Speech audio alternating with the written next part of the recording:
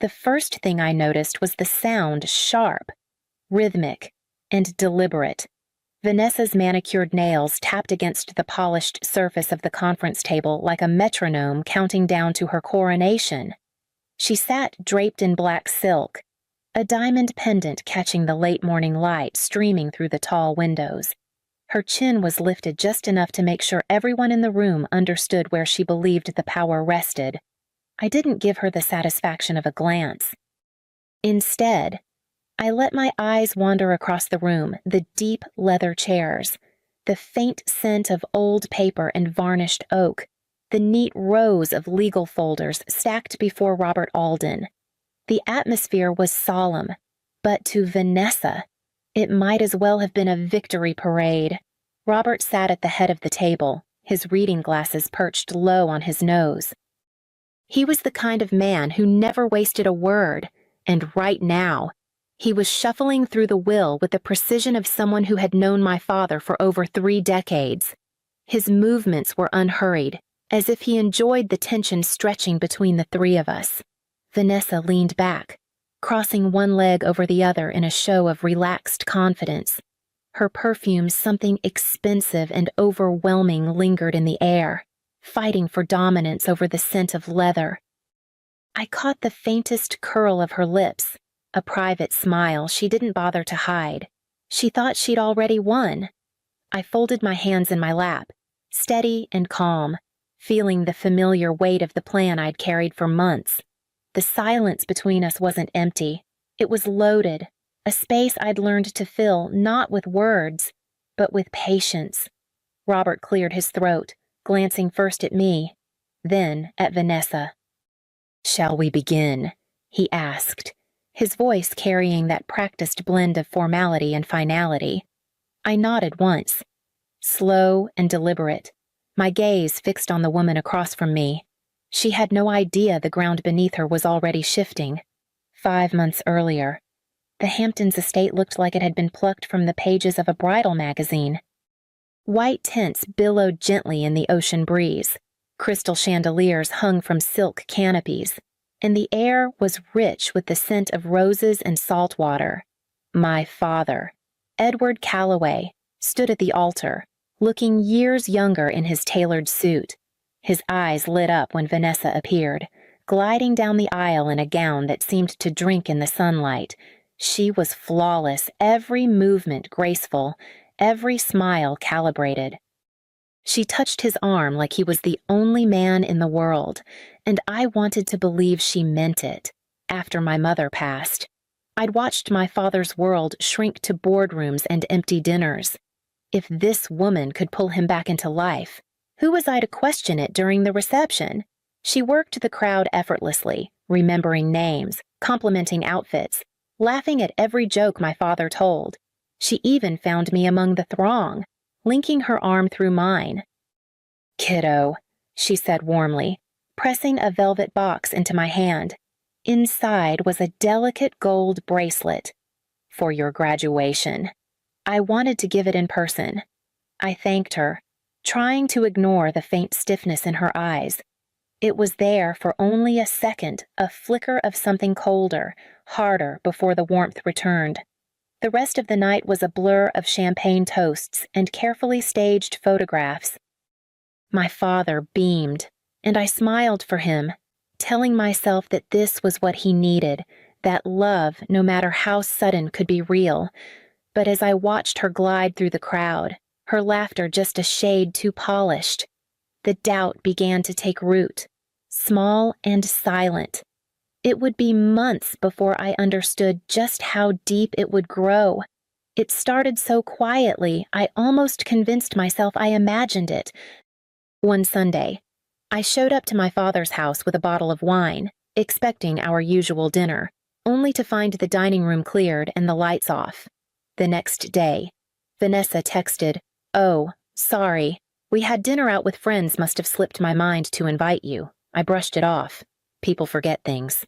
Then the locks changed. I didn't find out until I stopped by after work to drop off some documents my father needed.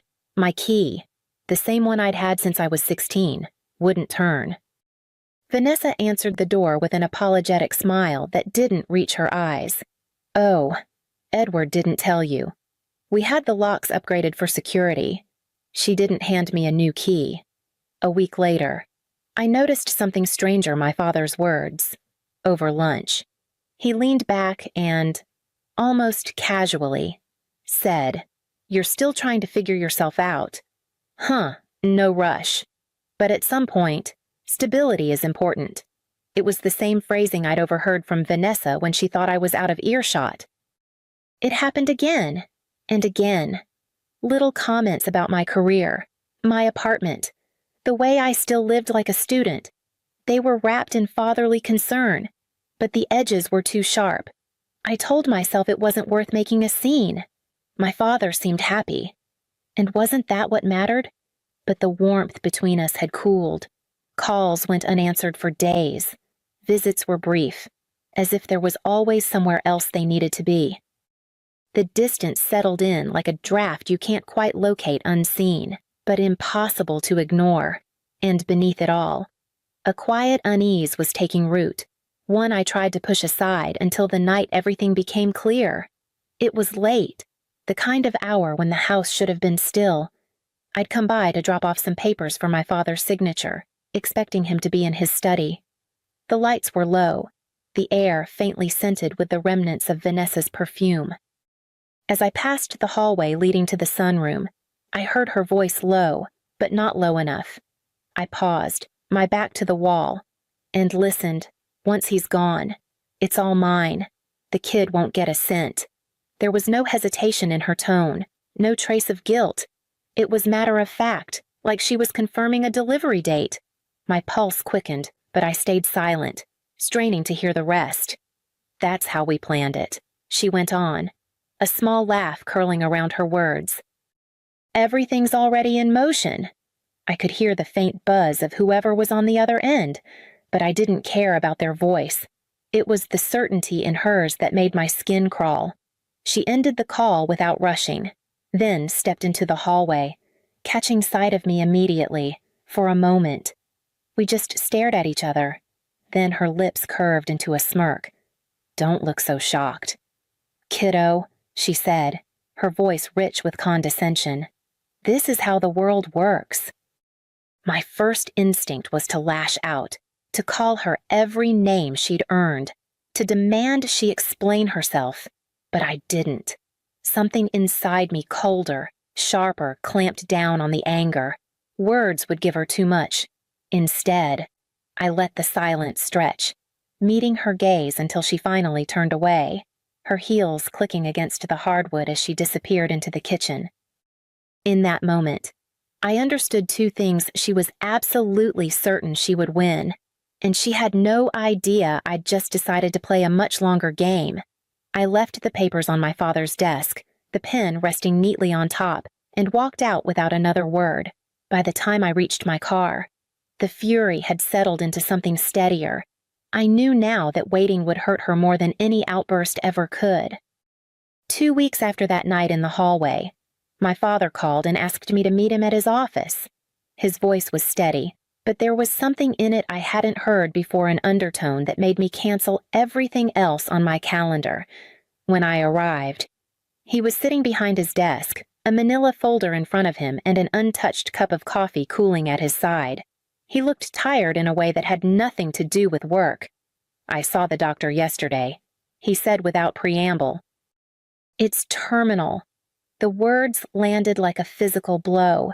For a moment, I couldn't speak.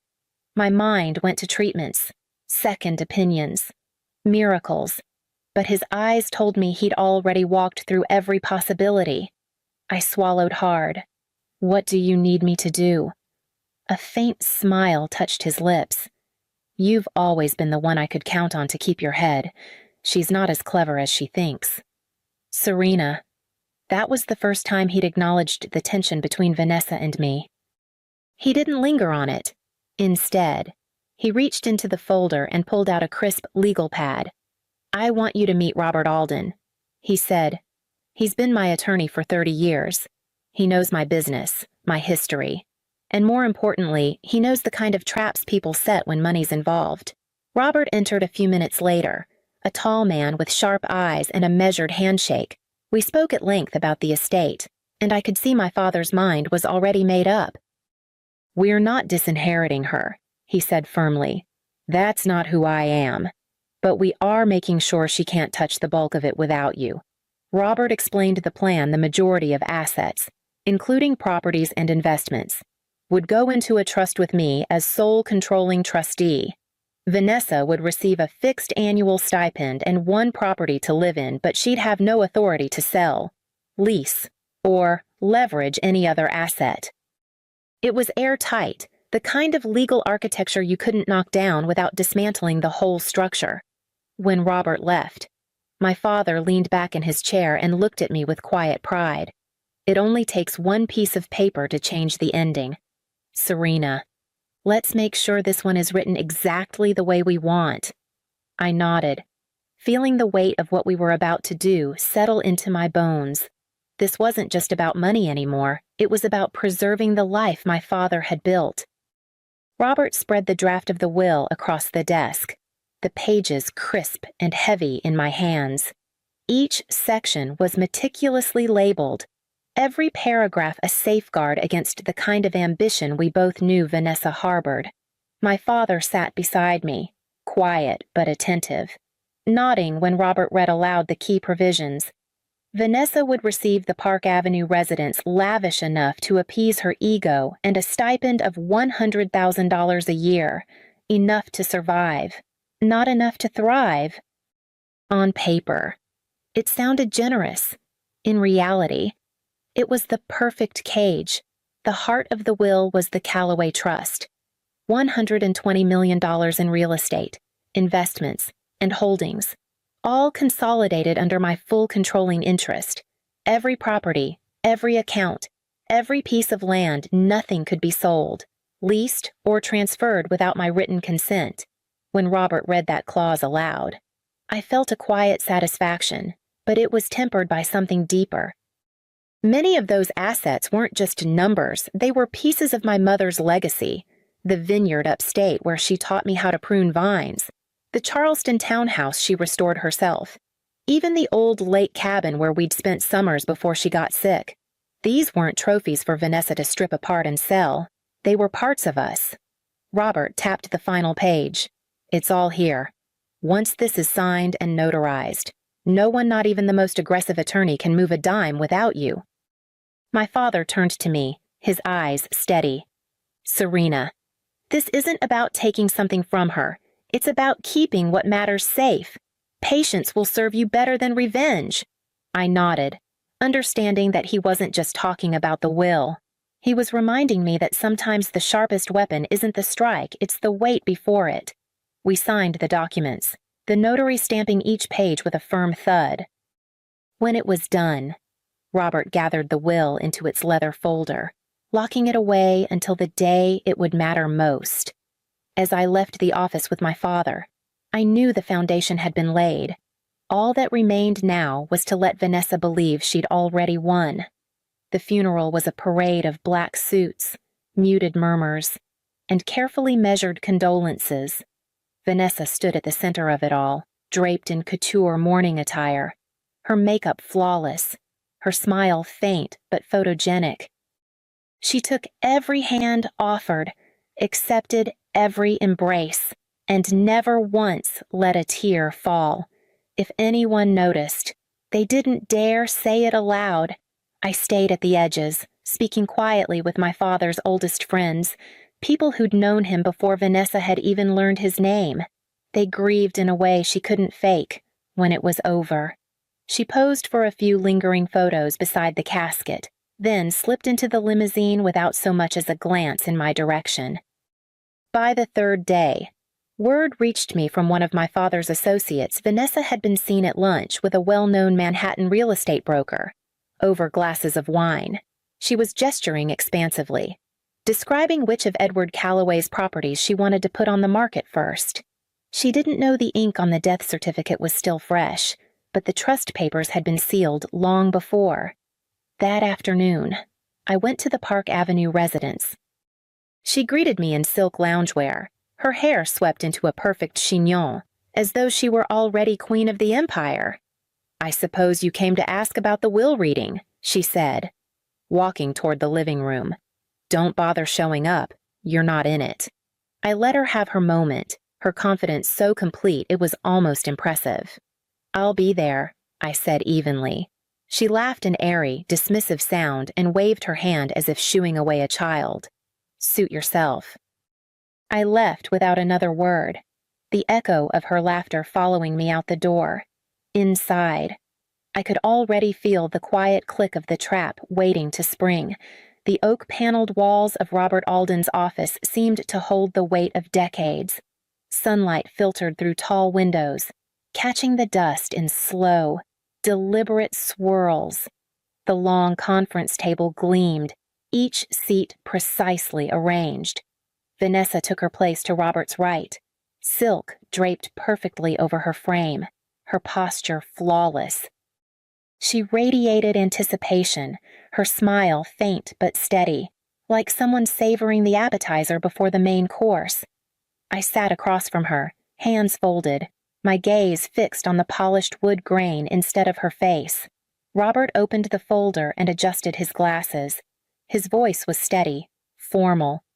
As he began, small bequests came: first donations to a local literacy foundation, a scholarship fund in my mother's name, modest gifts to long-serving household staff. Vanessa smiled through each one, the curve of her lips unchanging. To anyone watching, she looked like a woman indulging the niceties before the part that truly mattered. I could almost hear the script playing in her head, the lavish inheritance, the immediate control, the effortless ascent to power. I didn't speak. I didn't even shift in my chair. The silence was my ally, each passing second a thread tightening around her expectations. Robert turned a page, his eyes flicking briefly to me before settling back on the document. I could see the faintest ghost of a smile tug at the corner of his mouth. He cleared his throat and began the next section, the one that would change everything. Vanessa straightened slightly, her nails brushing the tabletop in an unconscious rhythm. She thought she was ready for what came next. She wasn't. Robert's voice was steady as he read. "To my daughter, Serena Calloway, I leave full controlling interest in the Calloway Trust, including all associated accounts, assets, and properties." Vanessa's smile froze, but she didn't move. "With the exception," Robert continued, "of the residence at Park Avenue and an annual living stipend of $100,000 to my wife, Vanessa Whitmore Calloway." A faint laugh escaped her, sharp and dismissive, but it faltered when Robert turned the page. Per the clause in paragraph 14, any sale, lease, or transfer of trust assets requires the sole written consent of Serena Calloway. Without such consent, no property within the trust may be liquidated, mortgaged, or encumbered in any form. The tapping of her nails stopped. "That's not valid," she said quickly. "He would never." Robert looked up, his tone still calm. This document was reviewed, notarized, and filed in full compliance with New York trust law. Your husband signed each page in my presence. The room was silent except for the soft hum of the air conditioning. I lifted my gaze from the table and met hers for the first time that morning. "Dad did this," I said evenly. "I just made sure it was airtight." Her eyes narrowed, the air between us heavy with something unsaid, but I didn't give her the satisfaction of more words. The silence was enough. Robert closed the folder, his movements unhurried. "That concludes the reading of the will." I leaned back in my chair, letting the weight of the moment settle, knowing the real impact of those sentences would echo far beyond this room. The months that followed were quiet, almost anticlimactic. There were no explosive confrontations, no courtroom battles, just the slow unraveling of a life built on expectation. Her favorite boutiques stopped holding items on reserve. The cards she once waved so freely began coming back declined. Brokers who once called daily for listings now stopped returning hers. 100,000 a year was more than enough to live comfortably, but it wasn't enough for the kind of life she thought she'd secured. I let her keep the Park Avenue residence, as my father intended. It was easier to watch her pace its halls, clinging to what she thought was hers. But patience has its limits. The day she tried to rent out the guest wing for quick cash, I acted. The clause in the trust gave me every right to intervene, and I did selling the property outright. She received her stipend, exactly as the will stated, and nothing more. The last time I saw her, she was standing outside the Park Avenue gates, a single suitcase at her feet. She didn't look at me as I approached. I slowed just enough to speak. "Guess you were wrong, kiddo." Her jaw tightened, but she said nothing. I kept walking, the sound of my heels fading into the city's hum. Revenge had never been the goal. My father was right. Patience served me better. And sometimes, silence can cut deeper than any blade.